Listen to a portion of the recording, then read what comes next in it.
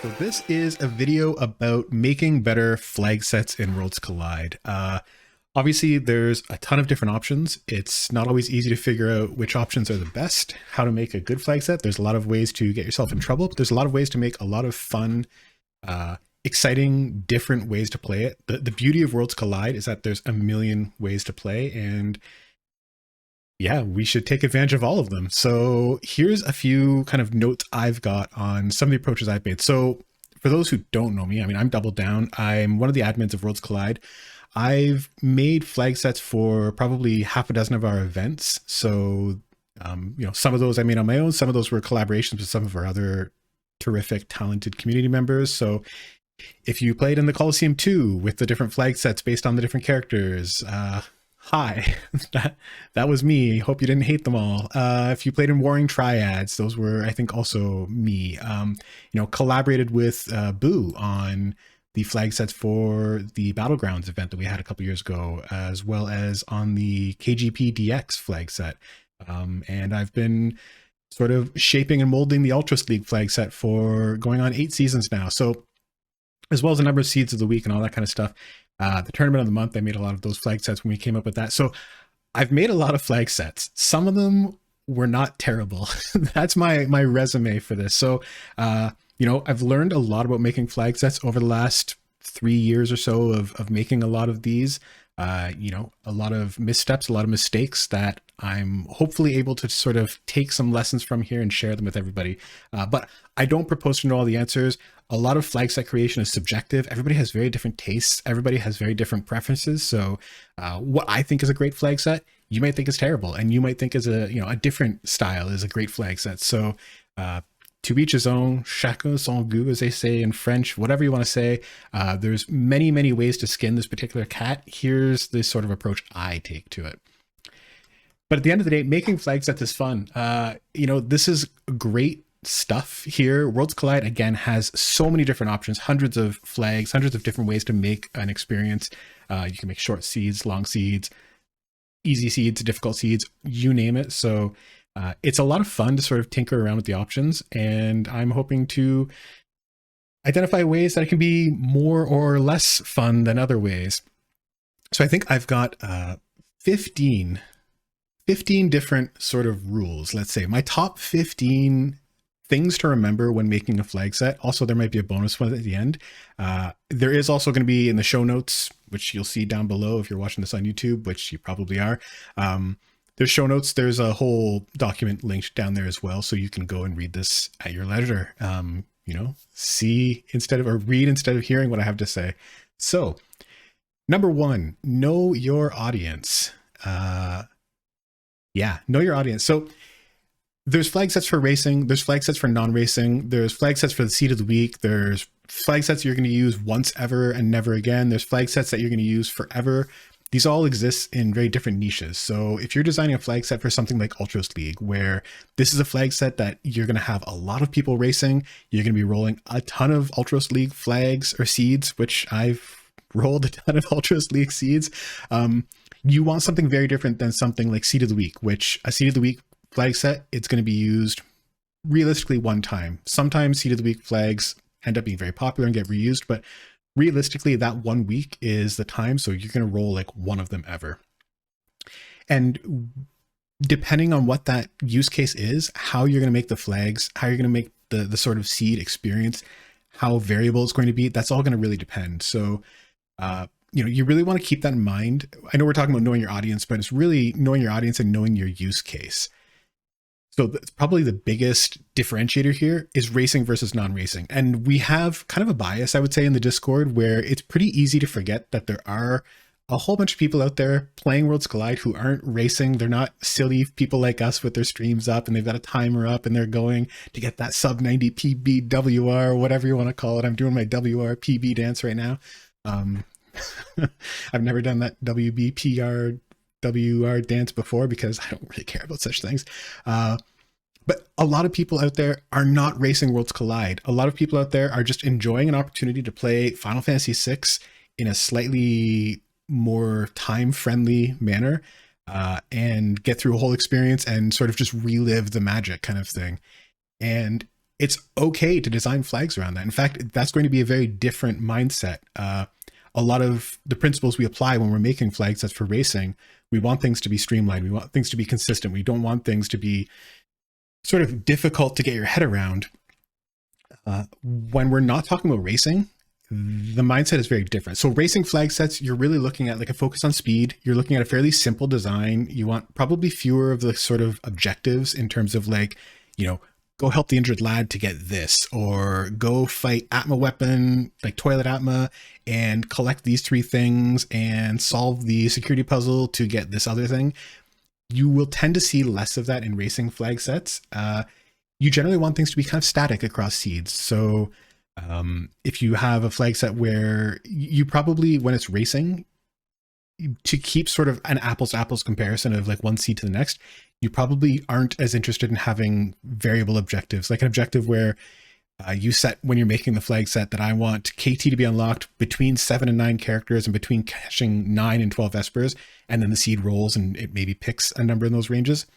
For racing flag sets, you generally are not always looking for that kind of variance. Sometimes you are, if there's sort of intentionality behind it. I've done it. We'll talk about a couple flag sets I've made that have done that on purpose, but in general, you want things to be fairly consistent from seed to seed.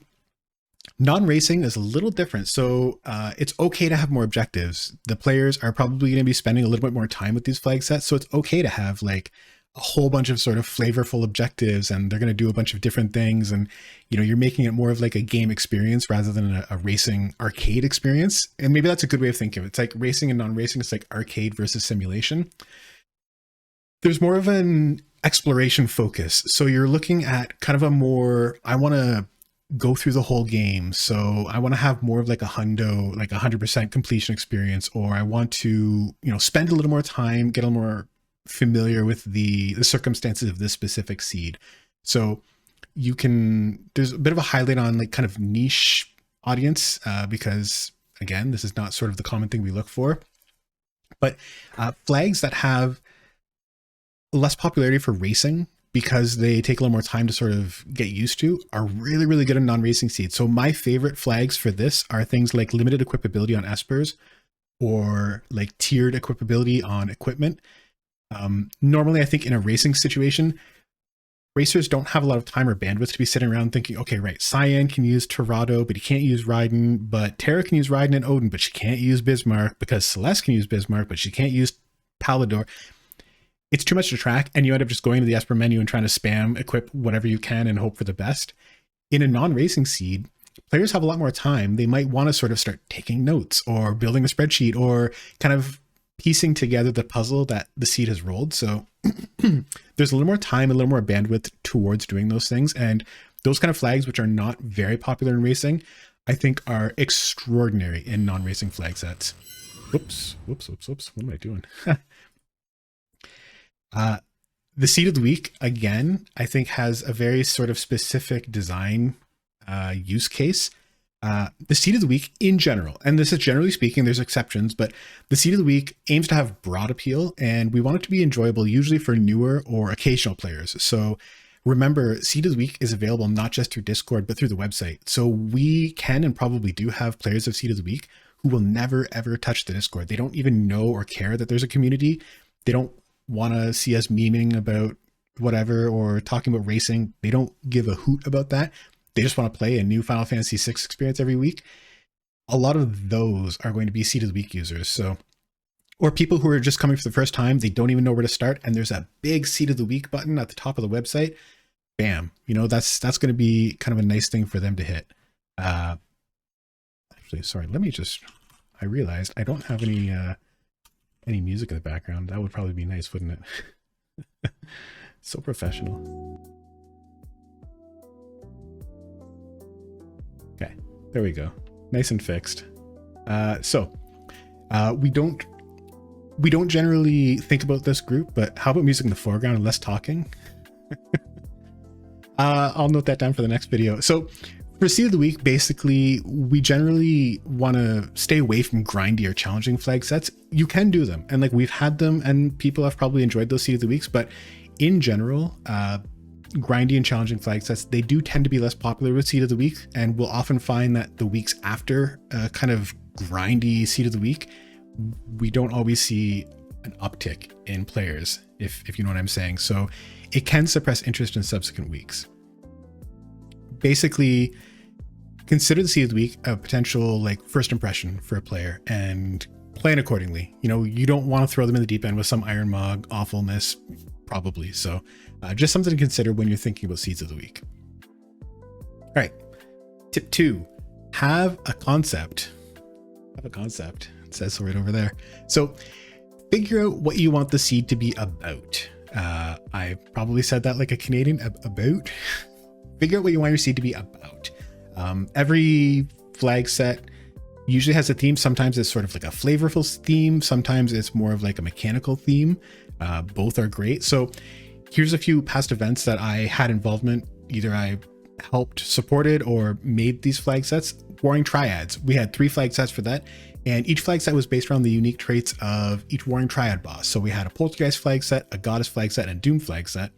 And for those, we sort of, I tried to evoke the elemental biases of those. So, Poltergeist uses fire magic. So that flag set, you could only use fire magic. And they sort of have a bias of like Goddess is sort of associated with white magic, Doom sort of associated with black magic, and I guess by default then Poltergeist is sort of associated with like status magic. So we sort of had a bias there with like the equipment you could get. We're like, okay, Goddess will only give armor for dead checks and Poltergeist will only give relics. And then we had the auto statuses. So it's not clear on screen, but these bosses have different auto statuses. We know that when Doom's aura starts shaking, as auras tend to shake, we know that he gets image status and reflect. So you would get those in that flag set.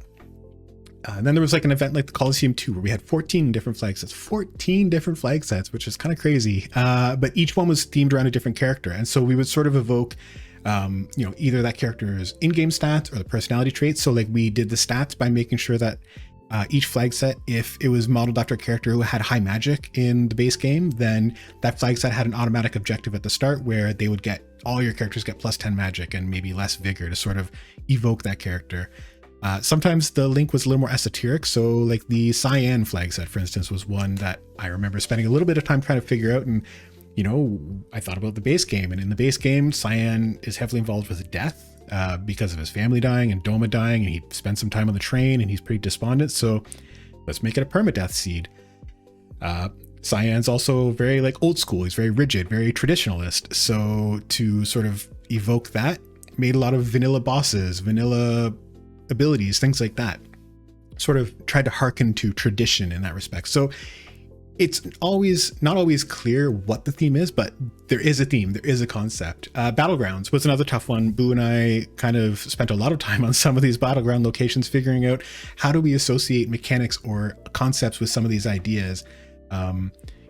Some of it was a little tricky and some of it was less, are we building around a thematic concept or are we just making a concept for this region? And it just sort of works like that. And I think that's ultimately what we did, where flag sets in this region, they were very different, but they all had 3 character starts. Or flag sets in this region were all very different, but they all had the exact same scaling. And then this region over here all had like the exact same skip conditions. So we sort of tied things together like that. And I think it generally worked out pretty well. With FF6 WC and FFR crossover coming in the winter, what do you think would be a good concept merging the 2 games? I don't know. We'd have to sit down and kind of think about it. What makes each game unique, what makes each game special, what defines each game, and then sort of come up with something from there. But with the concept, basically, I would say don't go overboard. So don't feel like you need to overdo it. Sometimes just a few key flags or objectives are all you need for your flag set to express your concept. So again, this is sort of a, patting myself on the back concept or sort of indulgent thing here, but August 2022 of the Tournament of the Month was a flag set called Loose Glass Cannons, which I think was one of the better Tournament of the Month flag sets. And that was one where the idea was that you were going to fight bosses all over the place. They'd hit like a truck and they die fast, right? So I did it with 3 flags. Like that's all it took was 3 flags to get this theme. There was very high boss level scaling. There was very low HP scaling for bosses. And the chance of fixed encounters and random encounters or fixed encounters to be bosses was set to 100%. And that's it. Like all that I needed to do with that flag set was those 3 flag settings. and everything, you know, at that point, the flag set plays very different. Everything else could just be standard Ultros League, but those 3 flags are plenty to sell it. I don't need to also change the sprites, or I don't need to change like the abilities or make it like a 4 character start with only Go-Go and Realm or something. Like, I don't need to touch any of that. Those 3 flags are plenty. Now, that said, you can let the visuals help you sometimes. So sometimes just a visual theme, leveraging the sprite graphics, can help. Usually you want your flag design to be doing a lot of the work, but your sprites can sort of enhance or complement this. So the example I always think of, and one of my very favorite seed of the weeks from all time, seeds of the week, is Jones' Teenage Mutant Ninja Turtles seed, which was probably from 2.5, maybe even 3 years ago now. It was very clever. It was very thematic. He used some fun sprites and palette choices so that the characters looked like the Ninja Turtles. I think there were different colored shadows for the turtles. And like the different Ninja Turtle ally characters like Usagi, Yojimbo, and, you know, Shredder and people like that. He also used different starting objectives to sort of hit the theme. So if you found Donatello, then you got the tools reward because Donatello's a gadgety guy. If you found Leonardo, then you got Sortex because he's a katana user. So it was really great at visually looking like the Ninja Turtles, but then also having mechanical stuff to reinforce that. It was an inspired flag set, one of my all-time favorites. I think about it often. So one of my favorites, and I had nothing to do with making it. So I'm pleased that one of the best examples is definitely not one of mine. Yeah, generally you want your flag set to be clear and memorable. And it kind of gets to the elevator pitch thing where a great flag set, it should have a theme or a concept you can explain in just a brief sentence or two, like the Zozo flag set from Battlegrounds, right? Everything's shuffled. The characters' Nespers are shuffled and stuff is not as it seems. That's basically the Zozo flag set. You can go from there. I mean, at that point, you can sort of assume a lot of things about the flag set. Or the Figaro flag set, right? It's a barter flag set and it starts with Edgar. That's basically the long and the short of it. And, you know, that's good. I'm there. Cool. Sold. All right. Next tip. Don't fear the jet, which is not a song. But generally, when you're sort of figuring out, do I want this to be a hard seed or an easy seed? Just bear in mind that in general, broadly speaking, this is a grand generalization. Players like to feel strong. Some players don't feel this way, but broadly speaking, the majority of players do like to feel strong. You see this in seeds like, or flag sets like the Super Ball thing that has been floating around for a bit. It's a seed, it's a super jet seed that you feel unbelievably strong. You can beat the seed in like 40 minutes or something silly. People tend to like stuff like that where they feel super strong. You might have problematic, like repetitive issues there because that can get old pretty quick, but people do like feeling strong. So when you're making a flag set, if you're kind of on the fence, am I making it too hard, making it too easy? Generally, you probably want to err on the side of being a little easier. Players generally, if they're looking for a challenging or a long seed, they want to know what they're getting into beforehand. So yeah, if you're on the fence, usually it's better to risk it being too easy or too favorable to the player. There is a niche appetite for super long seeds, but if you're designing for mass consumption, that's a bad direction to go. And just remember that every flag set has a chance to be a player's first time. And if it's a long, grueling slog, it might also be their last time. So again, crazy chaos seeds where things are terrible and like horrendous, or like stuff like we just saw in the Flashback Battle Royale, the Maduin flag set is a really, really good example of this. You don't want Maduin to be somebody's first Worlds Collide seed. Arguably, most people don't want that to ever be their Worlds Collide seed, but a flag set like Maduin is a good example where there's a niche audience that loves that stuff, and it is a very small subset of a broader population that generally just wants to feel strong and thrash Kefka. So just bear this in mind, that your flag set might be a first impression for a player, and take that as you will. Number 4, tip 4, beware the random. I'm talking very specific random here. We're talking about random in things like objectives. So like when you're making an objective and have an objective that requires like find random character, or do this objective and you get random status or something like that. Using random in things like objectives, either requirements or objective results, is generally for making sure a specific flag set has a lot of replayability. So if you're making a flag set that you know is going to be used a lot and you want it to be a very different experience every time, that's when you want to use this.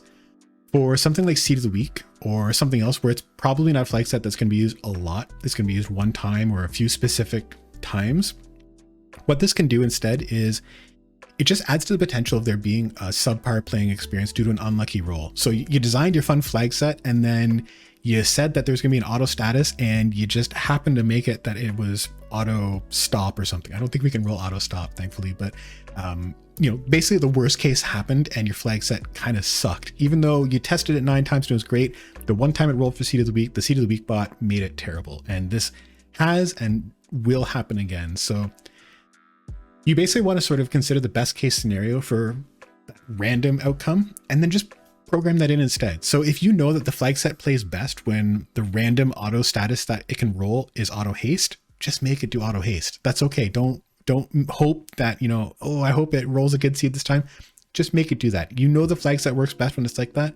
Go ahead and do that. The random objective results. So they can often be irrelevant. So if you just say that I want to be a random stat change, it could end up being a random character that you'll never see. Like it's for plus 25 stamina to Strago. And you're not ever going to find Strago in this flag set because he's like character 13 in the chain. What was the point of that objective?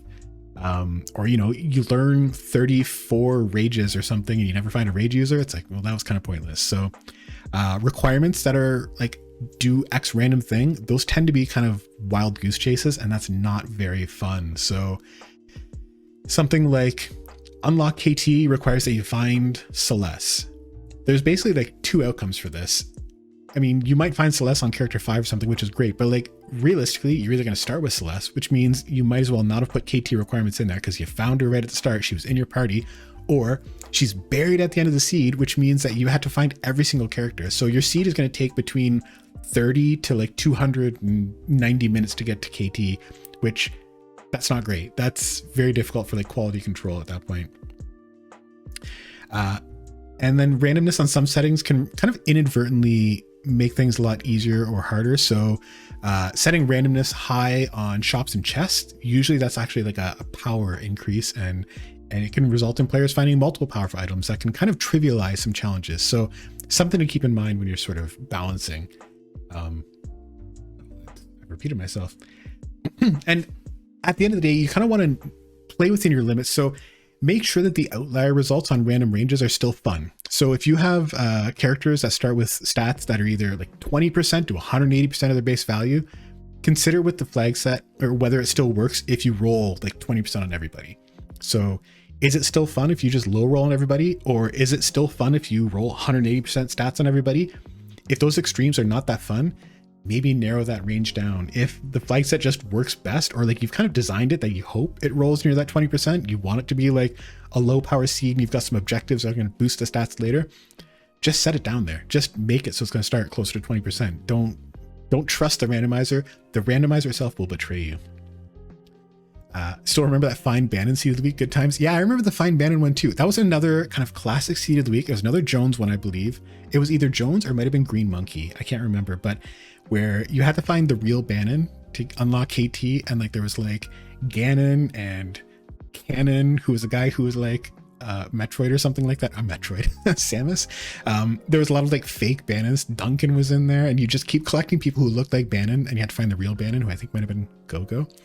And it was kind of a fun idea. I think it did become a bit of a slog finding the right Bannon. I almost said Ganon, but it was it was actually kind of a fun idea. So there again, and again, I can't stress this enough. If you want like fun theme ideas for seeds, or like want to see like fun implementations of themes, check out Jones Seed of the Weeks. That guy is a master. I need to learn to make flags, says Hefe. I know what I like, but most people don't like what I like. And again, we talked about that a bit before, but like there are always going to be niche audiences. So like Hefe is a good example of somebody who has probably more niche tastes. Jack Frock, another player in the community who makes flag sets that tailor to sort of a particular set of tastes. Not always the broad set of tastes, but that's the beauty, the absolute beauty of Worlds Collide is like cool. You can make those flag sets, you can play them, you can share them in seed share and find other people who like those flag sets too. If you find a whole bunch of people who like this thing you've discovered, you could make a little event with it. Like, the possibilities are endless. There is no wrong way to play Worlds Collide. I know Boo is in chat. He's probably saying, well, if you change the tunes, we'll save that. We're not talking about tunes today, Boo, but there's no wrong way to play Worlds Collide. There's just infinite right ways to play it. You want to find your own and share it with other people, basically. All right. This is one of my big ones. Number 5, create tough choices. I put tough here. It's probably more accurate to say create interesting choices, I would say. You really just want to make good opportunities for players to sort of express themselves. So, all right, a small exercise. This is the interactivity part of our session today. The Zozo clock. This is a small dilemma, and I'm if you're in chat, go ahead and throw a number out, but how many premium high tier items? So we know like the premium high tier item list of like Illumina, Ragnarok, Experience Egg, VK, the current list that you see in Ultras League, basically. How many of those would you have to be guaranteed for you to go out of your way and go solve the Zozo clock? And it's different. So like, go ahead, throw it in the chat. Falcon Hit says 2, Drinks Glue says 3, Hefe says 0. Does that mean you wouldn't solve the clock no matter what? Or does that mean like you will solve the clock even if there's no items, you just want to go solve the clock? I'm not sure what the answer means. The key is here that like it's different for every player. So like if Falcon Hit and Drinks Glue are in a race, if it's a reward where like the high tier Zozo clock is going to give you 2 high tier items, we now have a pretty good sense that Drinks Glue is not going to do that objective, but Falcon Hit is. And we found kind of a sweet spot for player choice. So this is kind of what I mean when I'm saying make tough choices, make interesting choices, that there's an opportunity here where you can set a flag and it's offering opportunities for players to make different decisions, and they're going to have diverse experiences, and in a race they're going to have different outcomes. And again, this number, there's no right or wrong objective answer to this question, right? So like realistically, am I going to do it for 1 item? I'm probably never going to do it. Will I do it for 10 items?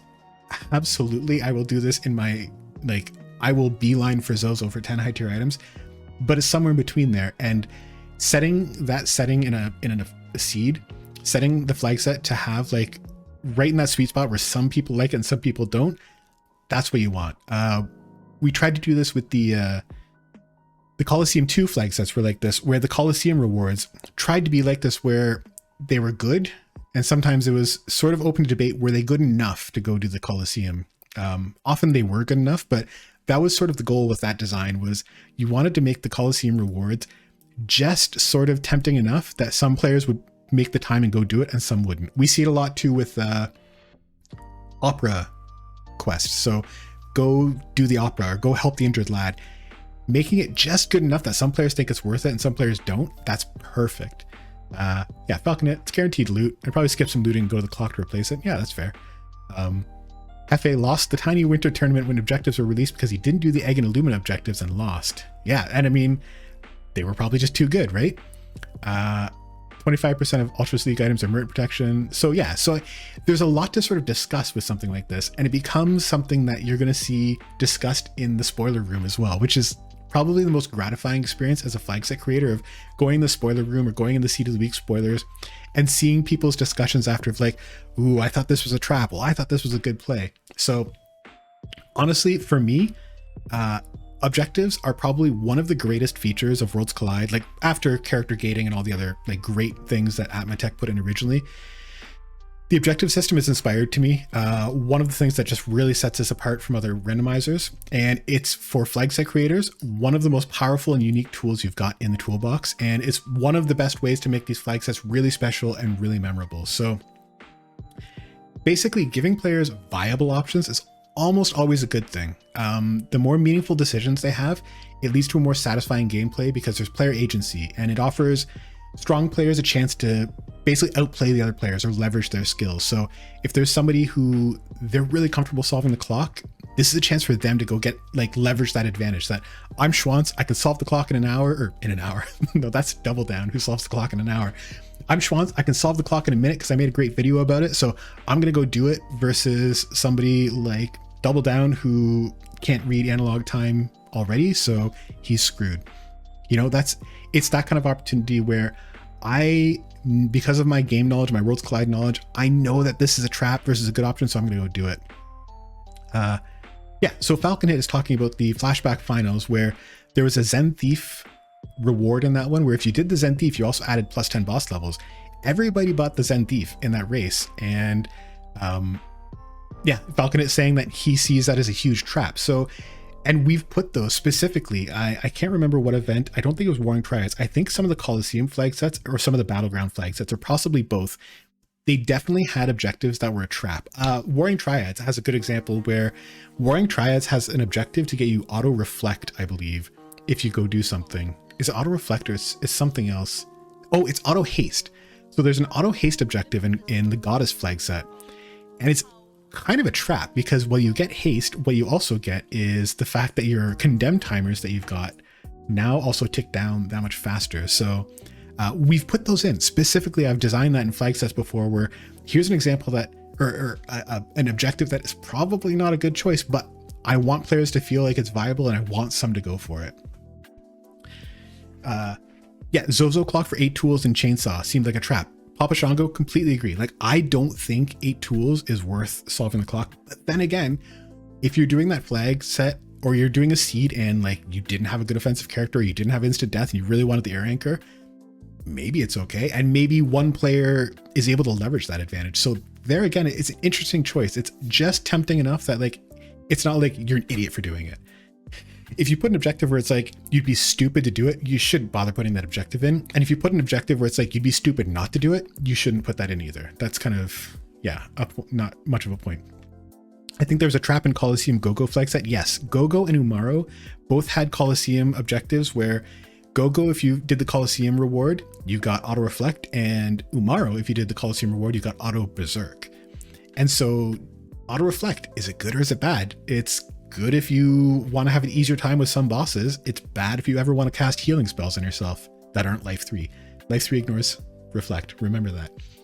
So right there, an interesting choice for players. And again, those meaningful choices are always really valuable.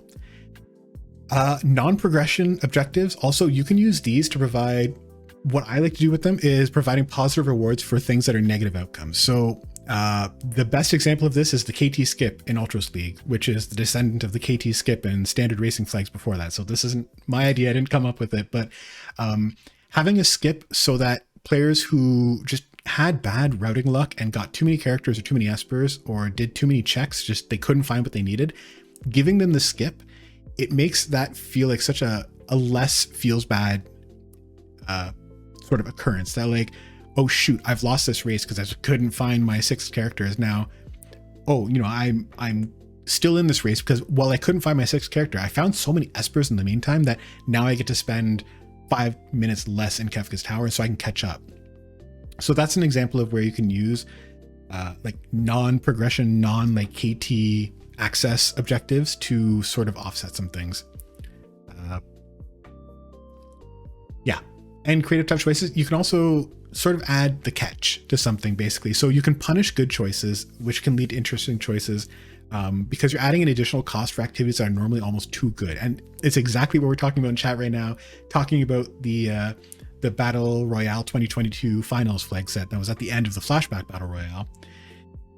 It had a lot of objectives where if you do this good thing, normally a good thing, you're going to have a punishment. So there's a negative objective result for doing no-brainer stuff like the auction house or the Zen Thief. You know, normally the Zen Thief, that's an easy esper. You go in there, give the guy a handful of gold and he's going to give you an esper. Terrific. But what if doing that also adds plus 10 boss levels? It's like, is it a good choice now? Or killing dragons. Dragons are loot pinatas. We'll talk about them, I think, near the end of this, but dragons are great, but are they so great if they also make the seeds slower because the bosses are harder or you've lost 5 magic power because you killed a dragon? Now there's a bit of a push pill. It's not a push pill. I'm not a pill pusher. There's a bit of a push pill with dragons now of, is it a good option? Is it the ideal choice to go beat this early dragon if it's also going to give me -5 speed and -5 magic power? I don't think I'm killing that dragon anymore. So basically, you want to try to balance the negative result with the benefit of the positive action. And you want players to really, really agonize over these choices because you want to see the debate in the spoiler room afterwards. So finding that sweet spot of how much can I poison these dragons to make them not a great thing to do? Well, some players will still do it and some players won't. That's where you want to find that sweet spot. And there's going to be some testing and some experimenting to do that. Yeah, there we go. Watch the spoiler room debates unfold. It's the best part. All right, tip 6, think unconditionally. Levels scare me less than damage versus HP totals. Yeah, with objectives, I know what you're saying, Hefe. I think I'm right there with you. So using objectives with no conditions. I'm talking about things like when you start a seed and you get +10 magic power for all your characters, or you start a seed and you get auto haste for all your characters.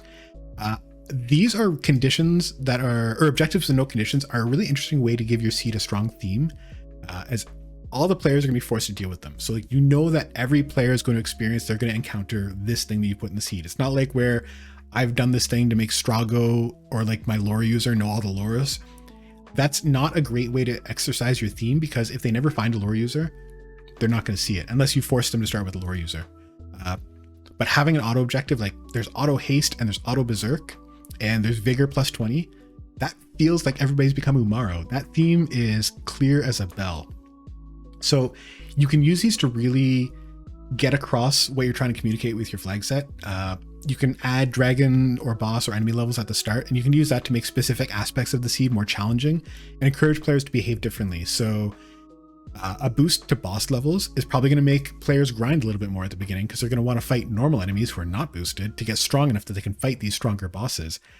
If you do a boost to normal enemy levels, now you're pushing players away from fixed encounter checks. So that sexy Imperial camp or that Serpent Trench opening is going to be a little less likely to be taken by players.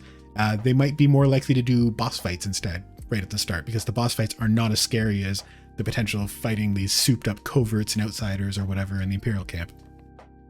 Again, not every player is going to follow the sort of nudge you're giving them with these auto objectives, but you're making the seed a little more interesting, and you're sort of guiding player behavior a little bit for, whatever you're trying to get through here. Positive and negative status modifications or global stat adjustments can be used here as well. But again, keep in mind the impacted difficulty.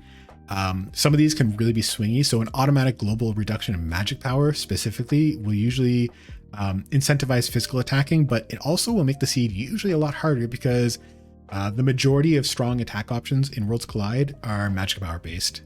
Other than a few key items like, your Illuminas, which even those are kind of half magic power, but like other than VKs and a couple other things like Sword Tech, most of the time magic power is king in Worlds Collide. So if you nerf it at the start of a seed, expect that the seed is going to be a little slower, a little harder as a result.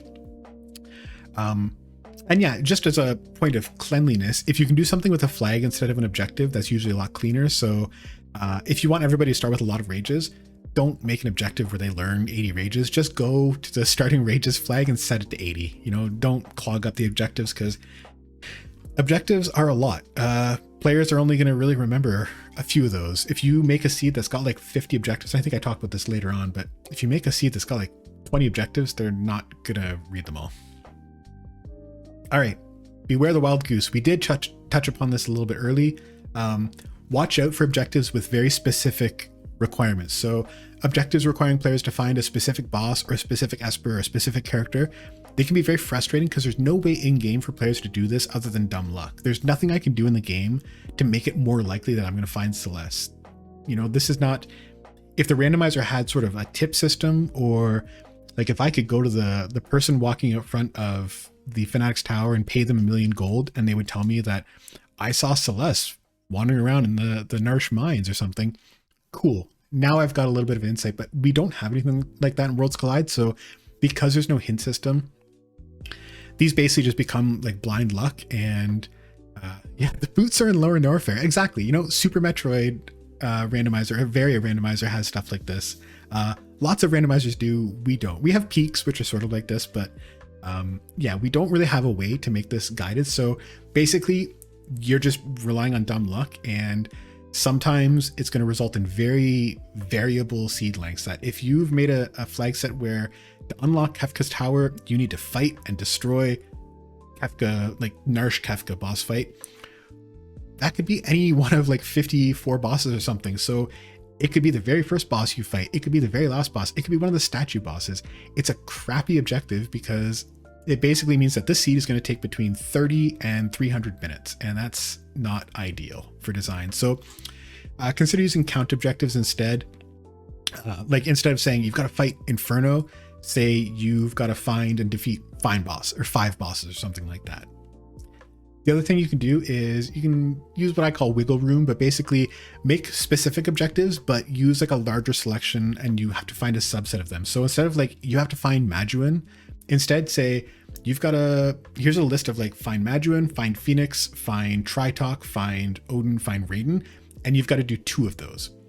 So it's a little less crazy, and maybe probably make the list bigger than that, but you can do stuff like that. So I've made I think I made a seed of the week or a tournament of the month flag set called Clue. And it was sort of like this, where the seed would roll at the beginning, like to get to Kefka's tower, you have to find one of these 3 characters, one of these 3 espers, and one of these 3, bosses or whatever. So it's a little less variable, and you can do the math too. Like you can pull up probability simulators. I think I found a good one for like Magic the Gathering, where it's a calculator that tells you like, if I have 4 of these cards in my 60 card deck, how likely am I to pull them? Do that for these things. So if I'm looking for like one of 4 bosses in my deck of 54 bosses, what are the chances if I draw 10 bosses, which is, roughly, I want players to fight 10 bosses before they find one of these. What are the chances? Oh, it's 90% that after 10 bosses, they're going to find 2 specific bosses. Perfect. Good. That's hitting my target for how long I want things to take. So run the numbers, figure out your probabilities, and try to make it so that they're not going to be looking around forever for some of these things. All right, number 8, help out the bad checks. Now, I am somebody who normally says there's no such thing as a bad check. I think all the checks in Worlds Collide, in some seed somewhere, every check is the best check possible. So there's not really such a thing as a bad check, but there are some. We know that there's some unpopular checks. So Burning House, Delete River, World of Balance Zozo for some reason, even though it's kind of a great check. IMO, don't at me. Ebbets Rock has been less popular in the past. It's still not super popular. Toilet Atma is not unpopular. It's just not one that there's a lot of incentive to go to. So players often avoid these. Fanatics Tower, Ancient Castle, right? Yeah, make Ancient Castle guaranteed. Good timing. Yeah. Ancient Castle is a good example of one. Like, I hate Ancient Castle. It's probably one of my very least favorite checks. I try to avoid it.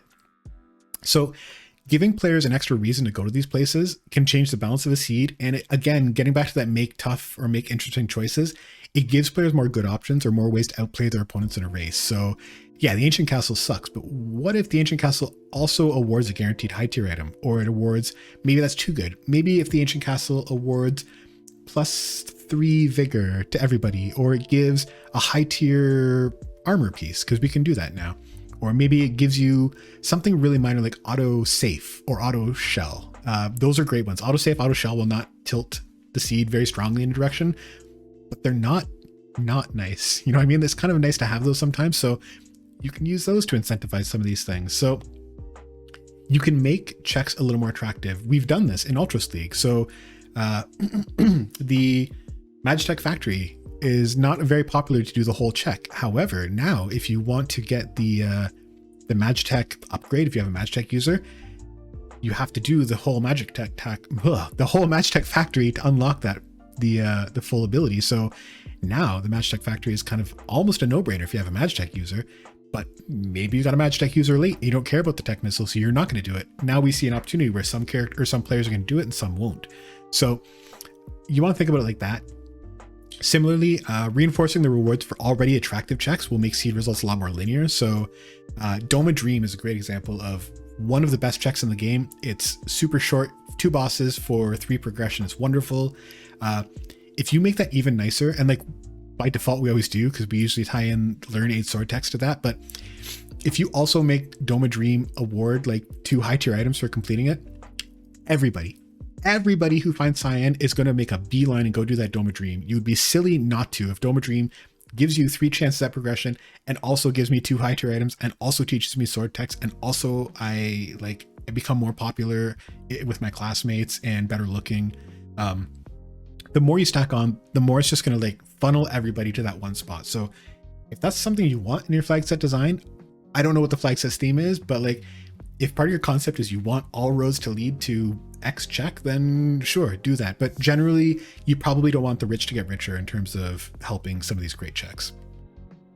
All right, we hinted at this earlier, but my 9th tip, don't go overboard. So a few objectives go a long way, and it's easy. It's easy to put too many objectives in. We've seen flag sets in the past where there's like 20, 22 objectives. Like it's too much. It's too much. Basically, and maybe this is cynical, but I think that in a one-time seed especially, players are going to struggle to remember more than 4 or 5 objectives at most. You can see it. If you watch people streaming and they open a seed of the week and it's got a ton of objectives, they're going to go, all right, let's look at these objectives. All right, so we got this. Oh my God, there's a whole bunch more of these. You know what, whatever, I'll figure these out as I go. And so that's what happens. They read like 4 or 5 and they're like, you know what? I'll just figure it out as I go. And they don't even know. So if you've buried your theme or your concept in like objective J and K and L, forget it. It's just going to be something that like, they're not going to know about it until like randomly halfway through the flag. It's like, oh, I just got auto haste. Don't know what I did to get that, but cool. And they're not going to know that they needed to find Celeste and they needed to kill Tritalk to get that reward. And that's what got them auto haste. They'll have no idea because they just didn't reason, or they didn't read that far in the track menu. So basically edit your flag set down to the minimum objectives you need to really make your concept work. You know, if you are in product ownership or product management, this is like the MVP, the minimum viable product. Figure that out. If you're in writing, then the phrase is kill your darlings. Figure out which of these objectives you've got in here that don't actually add anything. Cut them, get rid of them. Don't worry about them, throw them away. Hamsters Go says he's broken the bot with too many objectives, and when trimmed to 20s, even for personal use, is too much to keep in mind. Yeah, and I think we've probably all been there. It's easy to go too far with these things. So you can get away with more objectives if they're logically connected. So if killing 5 dragons and 10 dragons and dragons, that's a lot of dragons. If killing 5 bosses and 10 bosses and 15 bosses and 20 bosses each time gives me +5 magic power, I can, even my feeble mind can keep those 4 objectives straight in my head. That basically every 5 bosses, I'm going to get magic power. Sold. That's 4 objectives that I understand. If it's like 5 bosses gets me 5 magic power, and then 10 bosses gets me like a full set of restoratives, and then 15 bosses gives me auto life 3, and 20 bosses gives me a set of throwable. Like, I don't, whatever. Then my mind says killing bosses gets me good stuff, and whatever. I'll figure out how valuable as I go.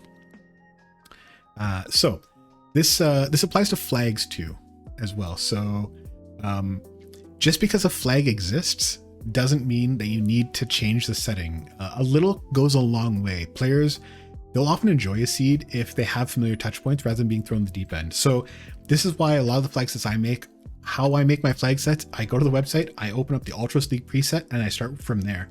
So Ultros League, most of the players in Discord, they're familiar with Ultros League. They know sort of how it works. It's kind of what they've come to expect from progression and starting characters and all that kind of stuff. So assume that that's the touch point and then modify from there. It's how I usually take it rather than starting from scratch, because I wouldn't even know how at this point. So yeah, I usually edit from there. If I'm making a beginner friendly flag set, I open my Ultros League flag set and then I start tweaking it to make it easier. That's how the Moogle Cup flag set was made. You know, if I'm making event flag sets, I open up the Ultros League flag set and like, okay, do I want to change the scaling on these? Do I want to change how many characters? And I sort of tweak from there. But the things I'm leaving alone are the things that players now don't have to think about, because it's what they've come to expect. Number 10, know and playtest your scaling. And this is going to be a long one. So enemy scaling has one of the biggest impacts on the feel of your flag set, and it's honestly one of the easiest ways to make your flag set awful. You can very easily make your flag set an unplayable, miserable, unpleasant mess with this setting. So you want to be very, very careful with flag set scaling. There's some common scaling types. Basically, characters, espers, and dragons and checks are the most common and the most readily understood formats for players.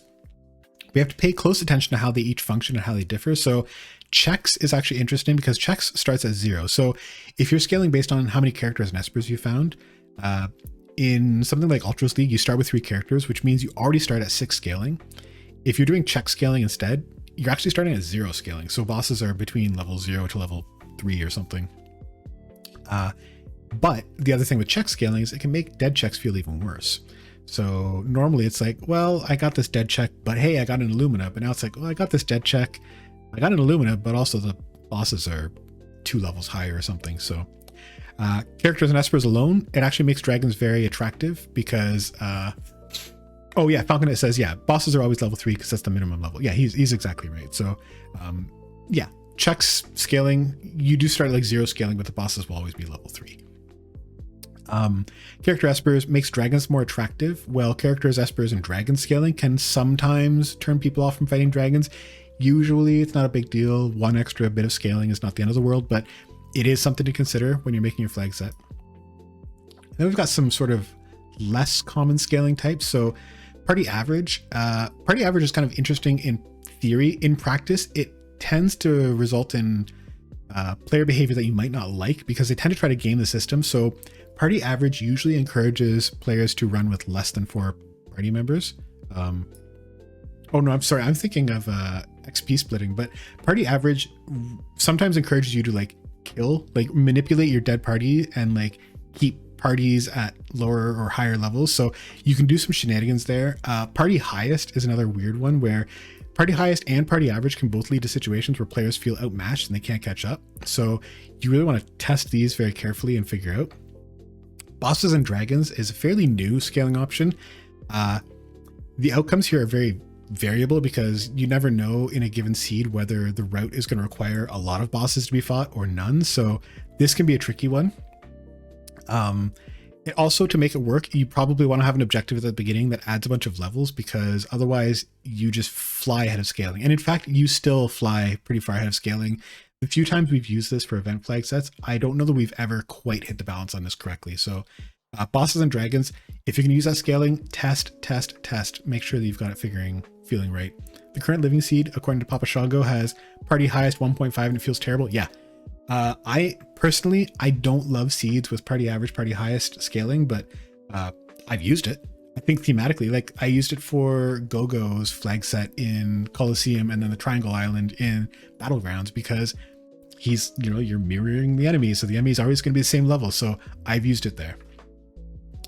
There is one other kind of scaling. We rarely talk about it. It never gets used. Time scaling, generally, and I should have underlined generally, but generally avoid this one. It's very unpopular. It's not really intuitive. And it's one of these flags it's one of those flags where somebody's going to see time scaling. They're going to say, F no, I'm not playing this flag set. I'm probably one of those people. It's a great idea in theory. In practice, time scaling just kind of sucks.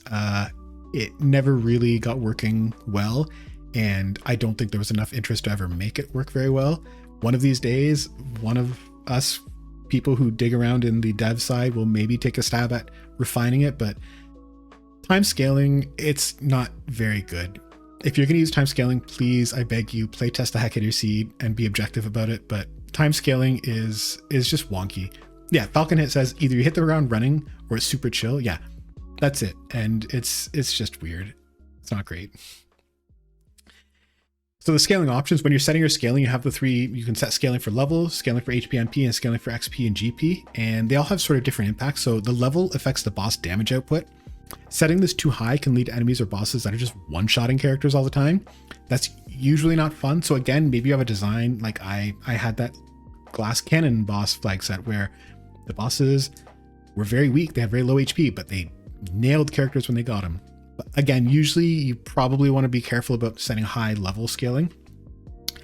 HP MP, it largely affects fight length. So set it higher if you want the bosses to take longer, or if you want to kind of tax player resources a little bit more. So the longer the fight is, the more restoratives players are going to have to use, the more MP they're going to have to use. So that can be an intentional thing. You're going to, if you have larger HP MP pools for bosses, you're probably going to require players to use more sleeping bags and tents, or to use the bucket or Baron Falls or auto heals like that a little bit more. Set it lower if you want the boss fights to be quick or glass cannons, but bear in mind, bosses are already kind of trivially difficult in Worlds Collide, so yeah. Players do tend to enjoy quicker boss fights, and they do get bored or annoyed by fights that drag on in length, so choose carefully with this one and just really look at what you want to do. And if you're making the boss fights longer, hopefully there's something else going on in your seed that's actually making these boss fights interesting as well, because the same boss fight but just twice as long is not probably an improvement. And then XP and GP scaling is really just a lever for how jet you want the seed to be. So you know, consider how many, oh, get out of here, person. Consider how it's going to interact with the max scale level, and consider whether players will be able to max out bosses early while gaining levels and powers, which can trivialize fights. Just for point of reference, bosses in FF6, they start around level 4 in the original game. I think the Welk is level 4 or something like that. And then Final Kefka is mid 70s. And most of like the final boss towers like 60s and 70s. So just keep this in mind for when you're doing the math on scaling. And, you know, I usually do a quick math of like, okay, my requirements are 6 characters, 9 espers. So let's assume that players are getting to the final boss at 15 progression. And if my scaling is 15 or 2 levels per character and esper, that means they're going to hit level 30 bosses near the end. So that's maybe low. Consider changing your scaling. There's also ability scaling, which is another setting in the flag set or in the flag creation screen. And this one, it's a very, very complex topic. There's a whole wiki page that explains how the ability tiering and how this all works. And it's also counterintuitive because the lower the number, the harder things get. So basically, the lower you set the ability scaling setting, the earlier you're going to start seeing some spooky abilities like Quake or Merton or Fallen One or Goner or Quasar, things like that. So if you do want boss fights to be a little spicier, and if you do want the final bosses like before Final Kefka to be again a little more spooky, go ahead and set this down a little bit. If you make it higher, then you're just going to not really see bosses at their worst, and you're going to have bosses using like Fire 2 and Megavolt and stuff late in the seed, which is not very fun. All right, my 11th tip is learn the unpopular flags. Yes, there are flags that are not as fun as other flags. So some flags can be an immediate turnoff for some players. Here's a very short list. So normalize and distort, permadeath, setting a bunch of unescapable battles. Open world is actually a pretty unpopular one. All things considered, it just doesn't really lead to great design, I think. That game time scaling we talked about a minute ago. Certain quests can turn people off. So like help injured lad is generally not well understood and players tend to avoid it. And sometimes even just don't want to play a flag set that heavily features it, especially if you need to do that quest to get to Kefka's tower. Solving the clock is another one that sometimes players just don't want to touch that damn clock. And if you make them set the clock to go to Kefka's tower, they're just not going to go to Kefka's tower because they're not going to play your flag set. The spoiler log. The spoiler log can be a deterrent since it changes the dynamic of the game. So when you've got a race or a flag set and the spoiler log is true, at that point now, the best play is to always study the log carefully. And players who don't want to do that, they just want to sit down and play the game, they might not want to play that flag set now because they're going to be at a disadvantage because they don't want to play the game that way. So these are all things like, and there's plenty more flags that players hate. I mean, feel free to shout out your least favorite flag in the chat, but there's lots of flags that people just cannot stand. And again, you can't please everybody all the time. Believe me, I can tell you, having made a lot of flag sets, that every flag set I've made is probably like somebody's favorite maybe and somebody's least favorite. Zozo is a great example. Some people love Zozo, some people hate Zozo. So there are different tastes. We talked about it before as well, that some people just like very niche stuff. Normalize and distort is a great example. I actually, don't at me, but I like normalize and distort. I think it's a good seed or a good flag. I'm a minority in that opinion. Most people don't like normalize and distort. Some people will just not play seeds that have normalize and distort. Random ability scaling seems to land on non-elemental too often for my liking. And earth, yeah. So yeah, that's another one where like random ability scaling can be a little polarizing sometimes, because in theory, it just makes the bosses erratic. In practice, it tends to make the bosses a lot harder because all of a sudden this boss that was just going to hit you with Gigavolt or whatever is now blasting you with Quasar or hitting you with Quake or, you know, something like that. So just something to keep in mind. Again, not to say don't use these flags. They're all great options. And especially if you love them, friggin' use them, play with them. Permadeath is fun. Iron Mog, like Iron Mog was created by popular demand. So like use these flags if you want, but just bear in mind that if you're making a flag set for mass appeal or for repeated use, you're narrowing your potential audience by some of these flags. But if you've got a theme or you're offsetting the theme elsewhere, like it's permadeath, but also like my characters will almost never die. Okay, that works. Split XP didn't make the list. Split XP should have made the list. Split XP is another one that people just do not generally like because it's very different and a little more grindy and a little more gamey than other settings. So Split XP, Papa Shango brings it up, is a great example of a polarizing flag set. Falcon Hit loves it, he says in chat. And he's not alone. Some players like it because, again, it's an interesting player choice now. So if Split XP is on, do I want to run with 4 characters? Do I run with 3 or 2? Do I just want a solo character? Just Terra versus the world and give all the XP to her. So it's a polarizing and arguably unpopular flag, but it does add some interesting wrinkles to the game. Tip 12, mind the dragons. Mind the dragons. Kind of like minding the gap on the tube, but now we're minding the dragons. So dragons are a fun way to add some new stuff to your flag set. They're a fun way to add flavorful objectives or rewards. You just got to keep some things in mind. So at the beginning of the game, only 3 dragons are guaranteed to be available. The reason for that is that, Falcon is imagining dragons. Yeah. Whoops. Didn't mean to make that reference. So at the beginning of the game, 2 dragons are locked in KT, which means that you need 3 characters to get to those dragons. So if you're not doing a 3 character start, those dragons are inaccessible. There's another one locked in the Phoenix Cave, which requires 2 characters. You can't go in the Phoenix Cave unless you have 2 characters. And then there's 2 dragons that are just hard locked behind characters. So Cyan and Edgar, you can't get to either of them, either of the dragons, like the Storm Dragon spot or the Blue Dragon spot, unless you have Cyan or Edgar in a character gated seed. So based on that, seeds that require a hunt for specific dragons, you need to consider that Cyan and Edgar gate 2 dragons. Also, probably just consider that Locke gates the Phoenix Cave dragon. So again, technically, you don't need Locke to go to the Phoenix Cave. You can fight the dragon without Locke. However, that's not that's not widely understood by players. A lot of players will consider the Phoenix Cave dragon gated behind Locke, which for all intents and purposes, it kind of is. So if you're looking for the Phoenix Cave dragon in your objectives, probably just pretend like it's Locke gated and plan accordingly. So if you're setting objectives around a high number of dragons or like hunting specific dragons, consider making your seed open world, consider using Y remove, which means that you can get into the Cyan and Edgar checks, although the Edgar Y remove is a little awkward and you can kind of glitch yourself a little bit, so it's not ideal. Or consider just forcing the game to start the player with Cyan and or Edgar and or Locke. But again, now you've fixed one problem, but you've introduced a new theme to your seed, so something to consider there. This is what I just talked about. Yeah, so again, open world, and remember, open world is not always very popular and kind of hurts the game in other spots. There's a bit of a push-pull in any of these dragon hunt type scenarios. This is often why when I'm designing flag sets that have a dragon theme, I don't often use dragons as a requirement to get to KT. I will sometimes use dragons as a requirement to get the KT skip. And you can sort of assume too that like by the end of a seed, players are going to have access to more than 3 dragons. Like, you know that once you've got 3 characters, those 2 KT dragons are accessible.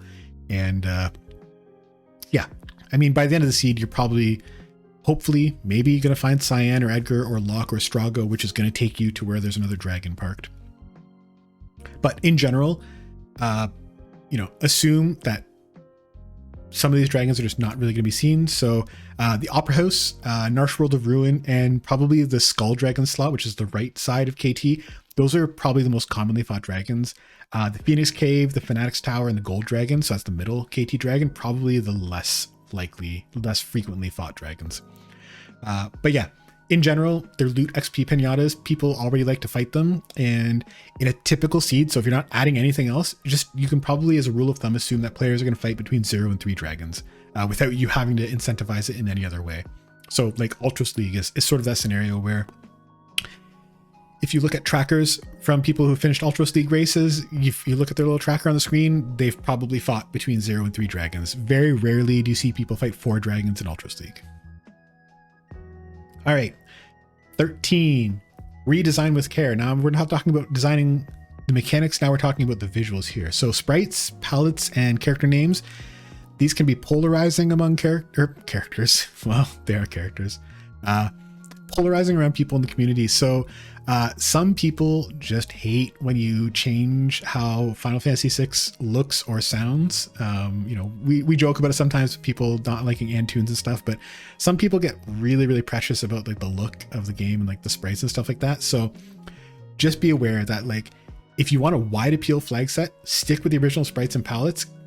Everybody knows and likes them. If they didn't like how Final Fantasy VI looked originally, they wouldn't be playing Worlds Collide. So you know that everybody likes the Worlds Collide or the Final Fantasy VI music and sprites enough to play Worlds Collide. So that said, if you want to make some changes, palettes are usually broadly accepted by players. We've got a few people who get really, really weird about palettes, and I don't really get it, but whatever, I'm not judging, I guess. But basically, palettes are usually broadly accepted by players. Most people aren't going to get too upset about palette swaps, and if they are, whatever. Do try to apply an artistic eye and avoid making characters look very ugly or glitchy. So we did this in the Warring Triads flag sets. The thing I was sort of trying to solve for with that was that I wanted people, because it was like the sort of team event and all 3 flag sets were being used at the same time, I thought it would be handy for viewers of streams to be able to sort of immediately be able to go to a stream and know exactly which flag set was being played without having to ask the streamer, is this Doom's Rage? Is this Goddess's Edict? Blah, blah, blah. So the Goddess flag set, all the palettes had like a yellow themed palette swap. On Doom, they all had a blue, and on Poltergeist, they all had a red flag or a red palette swap. I tried very hard to make them look tasteful and not garish. So, you know, there was sort of a less is more. I was doing palette swaps, but Strago still looked like Strago. Terra still looked like Terra. They didn't look too kooky. Yeah, Falconet mentions that the yellow is a bit jarring. Yellow, there's not a lot of great palettes for, I'll be honest with you. But, you know, the idea there was like, it was a sort of visual signature, but it wasn't changing the spirit of the game. You know, it's not like people were dressed like crazy or anything like that. It was just like Strago was wearing a blue cloak instead of a normal red cloak. So, but again, I think there was at least one player who was like, I'm not playing this event because the palettes are changed. It's like, okay, again, you can't please everybody all the time, and don't bother trying. Sprite changes themselves, that can be a much bigger turnoff. So especially if you change to obscure or non-Final Fantasy sprites, and there are a lot. For some reason in Worlds Collide, there's like a lot of like really weird, random like anime characters and stuff like that I never see people intentionally use, but we just keep adding them in there. Don't ask me why, let's not get into it, but there's a lot of sprites in there. The vast majority of people are not going to engage with these sprites, and they don't really like them. So generally, I would say stick to the normal sprites. If you're going to start going outside of normal sprites, you can usually get away like Final Fantasy IV sprites. People tend to not be too upset about that. Other Final Fantasy sprites or Chrono Trigger sprites, like if the sprite looks good, or even like other sprites from Final Fantasy VI, so like making some of the characters look like Cid, or making them look like the Merchant, or making them look like Banon, that's usually okay. But yeah, if you start making them look like some random anime hentai series or something, people might not love your flag set and they might not play it as much. That said, if you've got a specific theme, go for it if you think the sprites are going to help. So again, Jones's Teenage Mutant Ninja Turtles flag set, terrific, and he needed the sprites to do it, and it looked great. I made one based on Fallout once, and you know, so like you had like the Vault Dweller and you had the dog and stuff, and like super mutants and robots and stuff like that. So I indulged in some sprite swaps there. I think everybody at some point who's made a flag set has made a flag set where you're playing as the bad guys in Final Fantasy and you're like Gestalt and Kefka and stuff like that. So like everybody makes an Empire Strikes Back flag set. If you've come up with the idea and it's original idea, trust me, it's been done, but go for it. Do it yourself. It's fine. But those are ones where like the sprite changes probably can work, but just be careful that some people are not going to like it, and they will tell you about it in Discord. Tip number 14, more balance, less ruin. the most esoteric of these little tips. So basically, there's a bunch of quality of life and bug fix and balance flags. Generally, just don't touch those. The default for those is usually pretty good. Players basically just used to some of the stuff. So like taking away Moogle charms or auto sprint, it's rarely fun, and often it's going to send players screaming from your flag set. Again, sometimes there is a small subset of players that do like this experience, but generally give them 3 Moogle charms and give them the auto sprint and leave those as is. Players just expect that will be the Worlds Collide behavior. Same with bug fix flags. So those are ingrained in most players' Worlds Collide experiences, and there's very rarely a good experience or a good reason to turn them off. So not only is it not going to really please people, but it's going to deter any players who don't know how to exploit the bugs that are being unfixed, because that's a lot of these bug fixes are to prevent like exploits. And now we're making it so that this person who knows how to do like reverse Joker Doom or something, now they just win the race because they know. And I didn't bother because I didn't need to know that for Worlds Collide. So Falconet says he played with slow sword tech for the first time in a long time and he doesn't recommend it. Yeah, he's right. Slow sword tech is real slow. So removing things like faster sword tech or like runic all, because who thinks about whether their weapon can be used for sword tech and runic, or the no stumble thing, because dance is kind of crappy enough as it is. They rarely add anything positive to gameplay, and there's just generally very few good use cases for these. So think very, very carefully about those.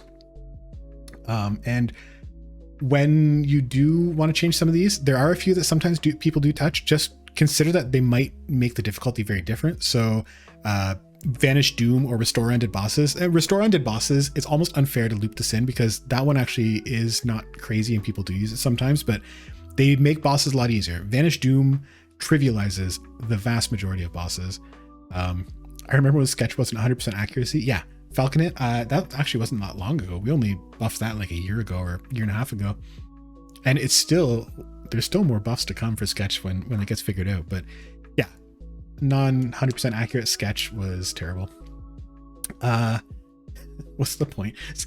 Is Sketch not terrible enough as it is? But yeah, other balance flags, turning them off, just make it unfun. Like nobody wants to play with Magic Master Ultima or Rex Soul Zinger. Again, that's nobody with an asterisk. There's somebody out there who loves the original Rex Soul experience, but they are encouraged to make their own flag set. I would not make one. If you're making one for mass appeal, I wouldn't do it. All right, my 15th and actually my final tip for flag set creation: plan for the dead checks. So players generally don't love dead checks.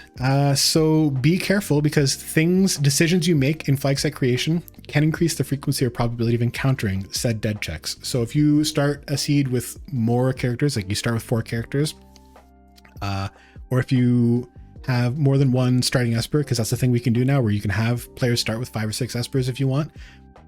Every one of those you have means that there's one more dead check in the game. So bear in mind that you're making a fast start, but they're also going to hit more dead checks and they might get grumpy about it. Starting with characters that have a lot of checks will also potentially lead to encountering more dead checks. So if you have a seed that starts with Terra, Sabin, and Celeste, all 3 of those people have 5 different checks. I know Celeste has Magitech, but that's 3 checks in one. So there's now 15 checks plus Kefkat Narsh, plus a whole bunch of other free checks like Auction House and Send Thief and Doomgaze. Basically now there's like 20 checks at the start that could be progression, but the chances are there's going to be more dead checks to find. So it's going to feel like there's more dead checks in that seed. They're going to remember the dead checks at the beginning of that seed. On the other hand, you can mitigate this. So no free progression is a flag that it makes dead checks and progression much more predictable, because now you know where almost all of the dead checks are going to be. There's 1 or 2 that will still be sneaking into the main ones depending on your early settings, but no free progression generally takes the sting off of dead checks. It does impact the balance a little bit, so it's generally a well-liked flag, but and it sounds like it's going to make the game harder. It usually makes seeds easier, but just bear in mind that sometimes it can skew things a bit. Like if you have really strong dead check rewards, you're now basically saying these 7 places in the game or these 12 places in the game are going to guarantee give you a big power boost. So think about it. Think about your scaling. Think about how it works together. And then just remember that, again, depending on how you set your scaling, dead checks can also increase scaling. So that will usually make players even less happy about finding them. It's tricky. We've mitigated this somewhat since I actually made the script way back when, because since then we've added the ability to make the dead check rewards better. So the stronger the dead check rewards are, the less unhappy people are going to be about finding them. I will complain a lot less about a dead check if it gives me a VK, an offering, or an Illumina than if it gives me a red cap or a pair of Marvel shoes. All right, my bonus tip: playtest. I beg you, especially if you're submitting a seed of the week, please test out your flags. Make sure they work. Make sure they're fun. Make sure that they're fun for more than just you and your own disgusting, degenerate tastes for a flag set. Really make sure that everything works the way you want it to, and time it out. Run a few tests. Get your buddies to run a few tests if you want. I was just talking to Drinks Clue a day or two ago, and he's got a flag set that he's been putting people through to test to see how long it takes. And it's a very useful exercise. Get people of different skill levels. I want to know how long my flag set takes a Falconet to do it. And then I want to know how long it takes a slow ass double down to do my flag set. Players in general, they like to do seeds that take between 1 and 2 hours. Hour 30 is kind of a sweet spot. Seeds that take more than 2 hours tend to be a bit more niche. There's not that many of them, but if your flag set does tend to clock in over 2 hours, just bear in mind that now it's kind of a niche audience thing. Consider making changes to abbreviate a little bit. So when testing, check your times, compare how you normally do versus other racers, and use that to gauge how long your flag set runs. So I know that I'm always about 10 minutes behind Zelfer. Then I know that if this flag set took me an hour 10, it's going to take Zelfer an hour, and therefore maybe I need to make it longer, kind of thing. And again, just tweak accordingly. You've got all these levers. We've talked about how to use scaling. We've talked about how to set your objective requirements.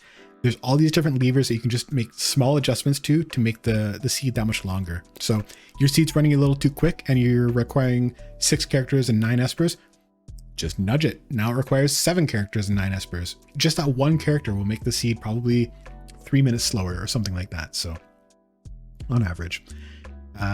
And some KT objectives are difficult to time out. So again, thinking back to some of those flag sets where it's like find 3 of these 9 named espers or something, it's tough to figure out how long that's going to take. Like 6 characters, 9 espers, we know how long that takes with normal scaling. With sort of the scavenger hunt type thing, it's a little bit more difficult. So you're going to have to do some more play testing. You're going to have to do some experimenting, some trial and error, and figure out how long things take. And again, just remember, players like to be go mode around 1 hour, maybe 45 minutes or so, and they like to be done in an hour and a half, give or take. So it's not a hard and fast rule. Some players have an appetite for longer, but just when you're sort of designing, keep that in mind. And that's really kind of it. So again, know your audience and design around that. Have that concept, build around the concept. Doesn't have to be hit with like a hammer over and over, but just have a basic concept and, be able to express it in an elevator pitch of 30 seconds or so. Don't be afraid of making your flag set too easy. If you're going to make it too easy or too hard and you're not sure which way to go, make it easy, and then you can always up the difficulty as you test it. But if you're going to make an error on the side of making it too easy.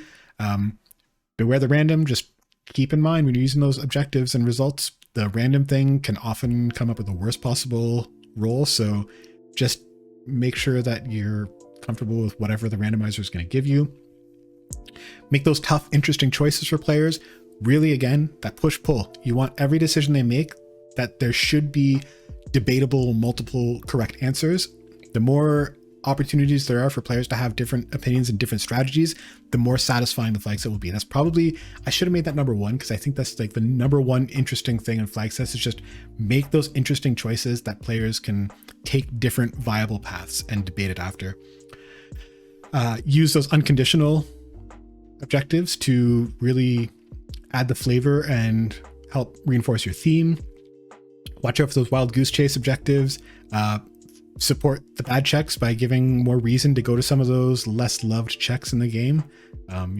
Let's send more people to climb the magic or to climb the Fanatic's tower.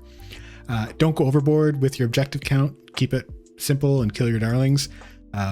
Test your scaling. Know how the different scaling options are going to interact and have an idea of how that's going to impact the experience of your flag set. Again, testing is going to help you there. Watch out for those unpopular flags. Don't use them unless you've got a really good reason to. Think about how dragons are going to work in your flag set. come up with different ways to make them interesting and either encourage or discourage killing of dragons. Be very judicious with how you use sprites and palettes and names and things like that. And remember that people play Worlds Collide because they love Final Fantasy VI, and making it look more like some other random anime series is going to further reduce the niche audience of Worlds Collide to a much more niche audience. Don't mess around too much with those quality of life and bug fix flags, and plan for the dead checks. And then when you're all said and done, practice your flags to make sure that they're good. So you've been armed with all this information. What to do now? Go make some flag sets. It's free. There's no cost. You go to the website, ff6worldscollide.com. All the options are right there. Well, 99% of the options are right there. There's a couple of flags that are undocumented, but you don't need to worry about it. Everything you need to make great flag sets is all there. There's some presets. Like I said, open up the Ultra Sleek preset and start making tweaks. You could open up the Ultra Sleek playset or flag set, and maybe, again, you want to make, let's say you want to make Umaro League. We all love Umaro, other than me. People love Umaro. You want to make Ultra Sleek, but it's Umaro style. Take that Ultra Sleek flag set. You can add an auto objective where doing nothing gives you auto berserk. Add another objective where players will get plus 20 vigor. You only need to do those two things. It will now feel like Umaro League. Everybody's going to be pounding on the bad guys and they're going to be auto berserked. It's going to be great. You don't need to do anything else. You've already now made an interesting and kind of compelling flag set. You could make it more interesting. You could have an objective where to do something, or if players do something, they'll get a ribbon. Now you've given them a way to have one of their characters easily not be auto berserked. Maybe plus 20 vigor for everybody isn't enough. Maybe that's not making them feel hard hitting enough. Maybe it should be plus 30 vigor. Maybe it should be less. Maybe it should be plus 20 vigor, but if they do some other thing like killing a dragon or killing a certain boss, it becomes plus 10 more vigor for everybody. So again, experiment, tailor it. It doesn't take very many changes. Like that's two flags or like two objectives or so that we've added that have now made Ultra League feel like a very, very different experience. So again, go to the website, play around, do some experimenting. There's so many fun options, and yeah, it's just the diversity of opportunities to make a fun, unique game is all there. And then take it one step further, become the hero of the week. We need you to make more Seeds of the Week. So once you've tweaked around and made the greatest flag set of all time, go ahead and submit it. Put it in the Seed of the Week. I don't care if you've been playing Worlds Collide for a day or a decade. You probably haven't been playing for a decade because we've only been around for 5 years. But if you've been playing for 5 minutes or 5 years, you could be the next great flag set creator. If you've come up with a great combination of flags and options and settings that have just made a really, really fun experience, then go ahead, put it in there. /SOTW submit. The bot will come up. It's going to ask you for the flags. It's going to ask you for a description. It's going to ask you for a clever name. Give it those things. Give it a compelling description. Remember that elevator pitch we talked about back on like point 4 or whatever, or tip 5. Sell me on your flag set in a sentence or two. Give it a fun name and put it in there, and it'll go in a list and we'll vet it, and it's going to end up being one of the Seed of the Week. So share your creations. You don't have to go in the Seed of the Week either. If you've come up with a really fun flag set, go to the seed sharing channel in the Worlds Collide Discord. There's going to be a link at the bottom in the show notes, or in the description and in the show notes on how to get to the Discord. But go to seed sharing, throw it out there, see if people enjoy it. People love making or love experiencing new ways to play this game. I've been playing Worlds Collide for years, and there are still so many different ways to play this game that I've never had the chance to try. So come up with a cool idea and share it with the world. There's no cost for each seed, so keep making more. And that's it. That's all I got on this topic. So hopefully you found this interesting and useful.